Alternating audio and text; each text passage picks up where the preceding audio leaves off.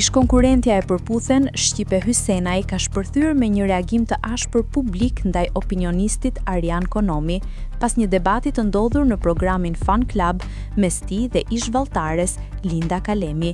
Shqipe nuk i kursen fjalët e forta, duke akuzuar Konomin se ka humbur toruan dhe nuk di të ndaj televizionin nga rrjetet sociale. Ky bastard, ordiner që mendon se është live në TikTok, e ka ngatruar televizionin me rrjetet sociale, shkruan ajo e revoltuar. Ajo cilëson sjelljen e tij si të turpshme, veçanërisht duke marrë parasysh kontekstin e ditës së gruas. Të lejosh një opinionist barbon të ofendojë me këtë lloj fjalori një grua në një ditë të shënuar si 8 marsi.